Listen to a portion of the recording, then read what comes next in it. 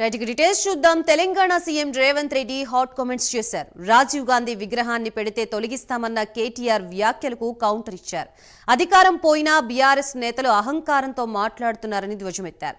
చేతనైతే రాజీవ్ విగ్రహాన్ని టచ్ చేసి చూడాలని సవాల్ విసిరారు.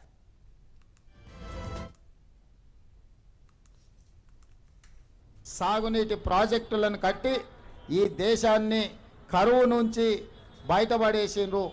అట్లాంటి వారసత్వంలో వచ్చిన రాజీవ్ గాంధీ గారు, వారి సతీమణి శ్రీమతి సోనియా గాంధీ గారు ఉక్కు సంకల్పంతో 60 సంవత్సరాల తెలంగాణ ఆకాంక్షను తెలంగాణ రాష్ట్రాన్ని ఏర్పాటు చేయడం ద్వారా వారు మన కళను సాకారం చేశారు.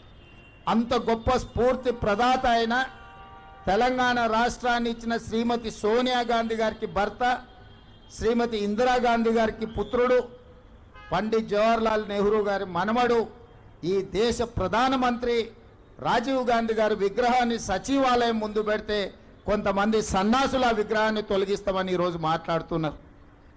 అధికారం పోయినా బలుపు మాత్రం తగ్గలేదు. నీ బలుపు అనగదీసే బాధ్యత ఇక్కడున్న మా కాంగ్రెస్ పార్టీ కార్యకర్తలు తీసుకుంటారని చెప్పి ఈ టీఆర్ఎస్ సన్నాసులకు నేను చెప్పదలుచుకున్నా. ఆ సన్నాసి దుఃఖం బాధ ఏందని నేను కనుక్కుంటే అక్కడ వాళ్ళ అయ్య విగ్రహం పెడదాం అనుకున్నాడట. వాళ్ళ అయ్య పోయేదెప్పుడు, వీడు పెట్టేదెప్పుడు అక్కడ విగ్రహము?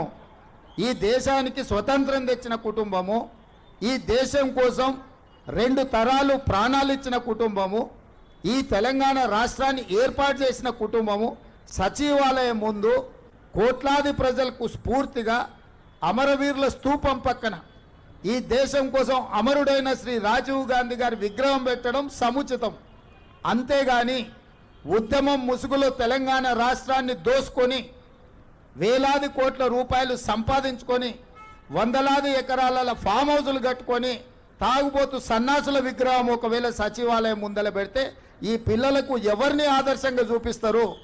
పొద్దున్నేస్తే రాత్రి వరకు తాగి ఫామ్ హౌస్లో పొర్లాడే కేసీఆర్ విగ్రహం ఉండాలన్నా అక్కడ సచివాలయం ముందల, లేకపోతే దేశం కోసం ప్రాణత్యాగం చేసిన రాజీవ్ గాంధీ విగ్రహం ఉండాలన్నా తెలంగాణ సమాజం ఆలోచన చేయాలి.